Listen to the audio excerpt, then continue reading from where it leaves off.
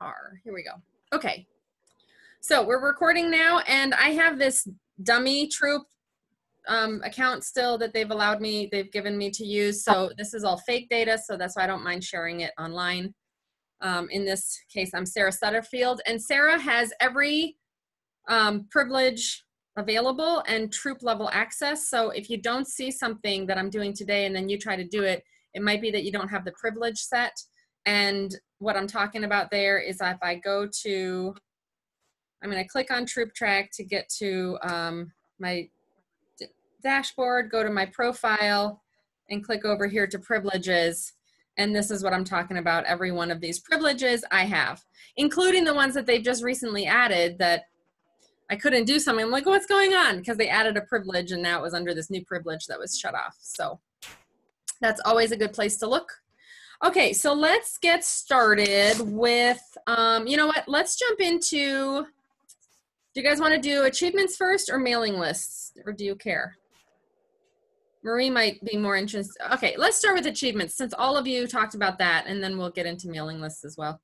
Okay, so achievements, there's a couple, there's really three ways that I think of in doing them. Is one of them is based on something that was done at an event. The event is on the calendar, it's already happened, and we do it that way. Or it might be that you want to do it in bulk, like in Melissa's case, you're going back and entering stuff that you've done this year. It's maybe, you know, you're not going to go back and maybe you haven't, yeah. And then the third case would be on a per girl basis. So let's start with, I'm going to go to my calendar. In order to be able to do this, the person will need the, I'm going to go back a month. In order to do this, you do have to, it has to be a calendar event that's already happened in the past. So I'm going to go to a troop meeting in August. And, oh, here's my first problem is nobody's marked as having attended. That'll make this a little bit more difficult. So I'm going to go into my attendance, record attendance real quick. And everybody except for, I'm going to click this button at the top to turn on that everybody was there. And then I'm going to filter, and I just want to see my tender hearts because I know that Jocelyn and Sophia were not there. And then I click on the save, and now I've marked attendance. All right, so now all of these people are in there. And I was helping with the Pioneer Patriots, and they worked on a badge. And so I go back up to attendance, and then here at the bottom, record awards progress for attendees. And what I started to say, or maybe finished, is you need to have, in order to be able to do this, you either need to have the Edit Achievement Award, and you might even need the Manage Events Award, because the Manage Events, not award, privilege, I'm talking about privileges. The Manage Events privilege gives you calendar access. And so if you don't have Manage Events, I didn't test this, but if you can't get to this, it might be because you don't have Manage Events, because that's, yeah. All right, so now I said it was just for the PyPay, so I'm gonna uncheck Pathfinders, and now notice it's only giving me who attended at the top here. I'm gonna uncheck Tender Hearts, and both of my Explorer groups, and now I have all the Pioneers and Patriots unselected. And then you can see those are the absent girls, so there's no reason to select them. And then I might say, you know what, Melanie was there, but she didn't actually complete the whole thing because she had to go do something with the Pathfinders, whatever. So you can uncheck individual girls as well. And then it already has the date in here. If you leave a note, I believe this will be a note for the whole general badge, not a requirement specific note. It will show up in the badge, but not. So I'm going to go in here now, and we worked on pen and paper arts, or what did we work on? We worked on needle arts. There we go. So I picked needle arts from the list, and now it should be showing me all of the needle arts requirements. There we go. Okay, we did actually music performance. I don't know what needle arts was doing. So we did music performance, and we did, excuse me, we did this one, and we did this one. So I marked them off, I hit record progress, and now all of the girls with the check mark have those two requirements marked, okay? So that's if it's done at an event. You can do anything this way, badges, patches, yeah, badges and patches. Stars you do elsewhere. Stars you do under the record attendance area. Okay. Now, what about the case where maybe it's something like the pen pal badge, which is not tied to an event, or Melissa, in your case, you maybe want to go back and enter things that maybe an entire unit did. So in that case, we go to Achieve, Record Progress Bulk. And again, for this one, whoever's doing this would need the Edit Achievement Records privilege. I call it EAR. Okay, so the EAR privilege in order to do this. Otherwise, you will not see Record Progress Bulk. Now, if I open this one, notice this looks very similar to the screen we just saw. The only difference is there's no date entered automatically, and instead of having attended at the top, it's just marked off by units. So if I was doing this, like if I'm the Tender Heart leader and I want to catch up with Tender Hearts, what they did, I can pick all the Tender Hearts and then say, you know, they met today. I'm just, you know, you could go find the date and then pick whatever thing they did. Now, I usually don't do the all requirements completed, just because sometimes, well, now it doesn't make as big of a difference. It used to make a difference for me because once you did a requirement, you couldn't go back and do it on an old, like if you jumped around with the optionals, I wanted to know which optional they did. But in our case, it doesn't maybe matter so much, but it's kind of nice for the girls to know. Now, if I mark all of the required ones and one of the optionals, even if I don't mark the all requirements completed, it will figure out that this was enough for this badge to have been completed. And so when we're all done here, it's been updated for those 10 accounts. And in fact, here, I'm going to go up to my power search and start typing in Della's name. And so now I can click on her. And if I go under achievements, sure enough, art history, 100% done today. And it was recorded by Sarah. Okay. Any questions about that so far? No. All right, then the other way, and I'm gonna open up my other window here. So this is a mother's, so this is Ilona here. So I wanna show, if you're just gonna do based on, here we go. So Ilona has herself and she has household access, and she only has her 3 daughters. And so let's see, Isabel, so I can go here to so this is how parents can record progress for their girls. And now I have this set up. Let me jump back just a little bit. Whoops, that's not the right one. I'm gonna close that. Did I just close? No, here we go, sorry. So we have this set up. If I go up under gear and I go to edit troop settings and I go to TroopTrack settings, this one down here, allow members to enter provisional progress to be approved by a leader. We have that turned on.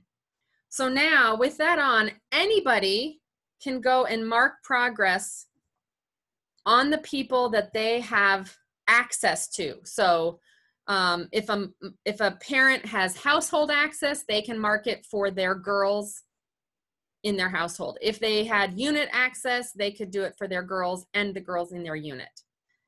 Even if they don't have the edit achievement records privilege. But I'll show you the difference then what happens. Okay, so that's on, and so I'm going to go into Isabel. I'm going to click on record progress. Because if that wasn't on and I don't have edit achievement record, I don't even know if I would see the record progress. You could view progress, but you can't do anything else. So now I'm on Isabel, and she worked on her theater badge. So I click on theater, and now it gives me, she did a backstage tour and she participated. I'm just gonna put some things in here. Now, if you have this set up this way on your troop, what you might want to do is have them type some notes like, you know, went to Guthrie Theater. I mean, they can type a little bit. If it was especially if it was something done at home by the girl, the parent could type a little bit into here and at least give the leader a little bit more of an idea of what they did or whatever, so that when the girl is presenting to her leader or her entire unit, there's a little bit of information there also. Okay, so like here we interviewed a cousin who acts professionally. I didn't spell that right, but I don't care. Now you always need to remember to go down to the bottom and hit that save button.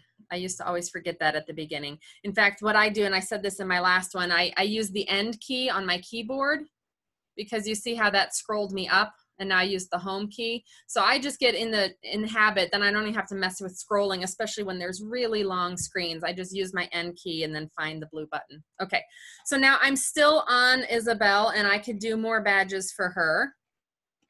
Okay. Oh, that's a long, okay. Now let's go back to the TC or there we go. Whoever it is in this one. Now, if I go to the dashboard again for Sarah Sutterfield, because she has the edit achievement record and she has access such that Isabel is in her access level because she has troop access. And now if you look on the dashboard, you can see you have 5 achievements to approve. Go there now. It's also under Achieve, Approve Completions. All right, so we go there, and then you can see here are all 5. So let's say I'm the unit leader and I have edit achievement record, or I'm the whatever, and she's in front of me and I have my phone out even, and she's presenting to me, and I can say, yep, that's great. And I can say, well, what theater production were you in? Okay, thank you very much. Approve, approve, approve. Oh, and I'll mention one thing, because this can be a little confusing for the parents. If I go back to Isabel, I'm the mom again, and I go back and I look at Isabel's achievements, and I look at the theater, and you can see it's 75% marked now. It will not show the date that the mother or that the parent put in until it's been approved. It will show the notes, but it will not show the date. So if you're going to have parents do this, I think it's great, because then it's one less thing for the leaders to have to enter after the fact. It was done at home. Just tell your parents, hey, you do it at home. If you want your girl to get the badge, you got to get it into TroopTrack, and then we will approve it and order the badge. So if you're going to do that, though, you want to make sure the parents know notes will show up, dates will not, until it's been approved. All right. So we'll go back here, and I'll approve this last one. And now it should show as 100% complete for Isabel as well. Okay. So, and that can of course be done by this whole record progress that I just did as a parent. I can do that as anyone who has edit achievement record as well. If I go under achievements, I can click on start achievement, or here I could go into crafts and click on this edit button, and now I can mark dates. But because I have the edit achievement record, as soon as I mark a date, it's in there. It doesn't need to be approved. And there's my blue save button at the bottom. Okay. So questions about that? Or any spots where I went too fast? Yeah, Marie. Or Pam, were you going to ask something too? Yeah. Yeah, I can see your lips moving, Pam, but I can't hear you. Yeah. Marie, do you know your question? And then while she's typing this. Wondering, where did you come in for the parents? How did they get in initially? I can't remember that. Oh, okay, yeah. So every parent will need their own login. I would recommend syncing with TroopTrack. I mean, with AHGconnect, that puts everybody in, or you can add them. But then when you go to manage members, invite users. So once you've added them in here, they exist in here, but they can't access anything. And so like this is where anyone who's blue is a girl, anyone who's red is an adult. And the reason, so Ashley, for example, I can invite her as a leader or as an adult/parent. So I add her as an adult/parent. She gets an email saying blah, blah, blah. Here's your, you know, click here to log in, make a password, and then they can log in at any time. Yep. Okay. Yes, I see your question too, Pam. Okay, let's go back to there. Any other questions about that? So, yeah. Okay. Okay, so let's go. Pam's question is, what are the symbols next to the names, ambulance, etc.? That is something that has nothing to do with TroopTrack functionality as such. That's something that we do in our troop so that, so here, let me look at her, for example. I'm going to open her, and I just did a right click. I do that a lot so that I can go back to things without having to wait for them to load. So in Monica's name here, it's just her name, and then in the suffix, we just put a bunch of emojis. There's, I think it's emojipedia.com, where we just looked up emojis. So we pick, we use this one here. It's the first place gold medal to symbolize that they're a registered leader, because it's kind of symbolizes the lanyard. Plus their first place gold medal winners in our mind. So that symbolizes they're a registered leader. If they're just a registered member who hasn't had leader training on top of that, then they get the second prize emoji, which is blue, silver.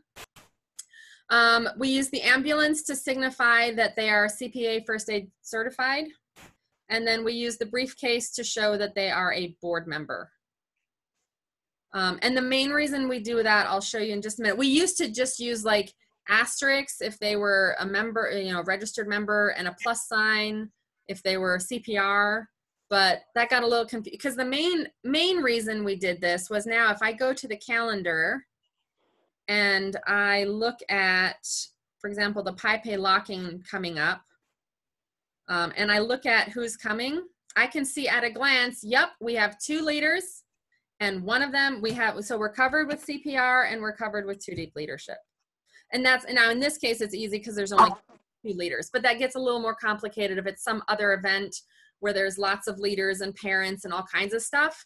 Now we don't have to be like, oh wait, I don't know, you know, let me check another list to see who's CPA, you know, so we just put it that way. Yeah.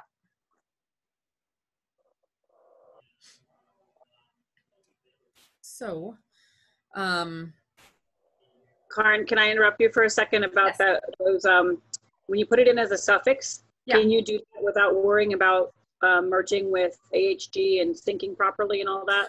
Yes. So whenever you are, when you are syncing with AHGconnect, as long as the person has linked itself, like let's say either they entered because they came from AHGconnect directly, then the link is already established, or if you added them as a member and then you synced and you had everything exactly the same, and then it understood they're the same person.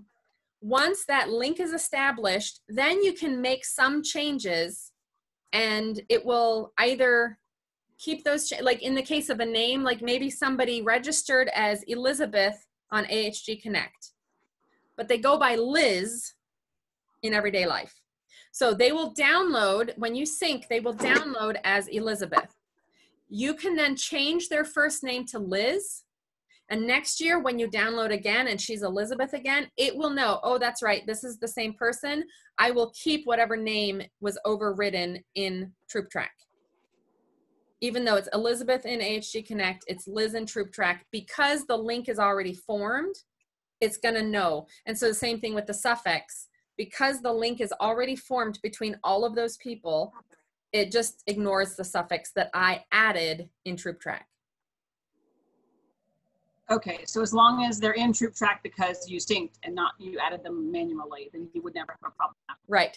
And then even if they're in there because you added them manually and then you synced and it linked them up, then you can also still make changes to it and it'll be fine. It's only if you added them manually, they're in AHGconnect, and there's even the slightest difference in their name that it'll make a duplicate. And then you're stuck. You know, then you have to delete and you have to figure out what's going on. Yeah. So, yeah, I think if I scroll down here to the dads. Oh yeah, like here's a dad that's a leader. He counts for 2 deep leadership. Here's another one. They're registered. They count for 2 deep leadership. But okay, can I say that again about TroopTrack and syncing? Yeah? About TroopTrack and syncing? Yes, okay. So 2 ways to get people into TroopTrack. You can either manage, where is it? Members, integrate with AHGconnect. And if you do, sorry, this is not, come on, just one click. Here we go. So manage members, integrate with AHGconnect. I think the first time you do this, you'll have to have, maybe even it has to be the TC. It's been so long since I did it, I don't remember. I don't know if you guys remember. Once you've done that though, you can just click this button. It'll ask you, you know, do you want to import it? Whoops, close that. It asks you whether you want to import it. And then it'll show you everyone that it's going to import. And that's why I closed this off, because it's showing me the actual people in my troop, not my made up people, because my made up people don't exist. And then I would click import now, and it would start to bring them all in. Now, when you do that, so once you've done that, if I go back to manage units, the way it'll do this now, all the girls who are in a level will be in the first unit of that level. So like any girls, like I have 2 explorer levels, 2 explorer units in here. So the girls would all be in the first one by alphabetical. And then you can move them around and you just, oh, okay, I'm running out of time, thank you. You just move them around, drag them here, drag them there. All of the parents will end up down here in unassigned. And then again, you move them, like here she is, and you just move her up there, and you know, they'd all be down here the first time you do it, and then you move them up. Once they're in from AHGconnect, AHGconnect will never move them. Like even if let's say there was a bunch of Pathfinders last year, and now in AHGconnect, they're Tenderhearts because they re-registered. When you load them in, they will be marked as Tenderhearts in their profile, but they will still be in the Pathfinder unit because that's where you specifically place them. So it will never move people. It will only place them where it thinks it should go the first time it ever puts them in. And then it's up to you to move them and do that. Now, so that's one way to get people in here. The other way would be to do add member. For example, add adult member, add girl, add leader. You can add a member. Let's call her Zoe. So we add Zoe in. Then Zoe registers with AHGconnect and we sync. So Zoe is in AHGconnect. She is already in TroopTrack.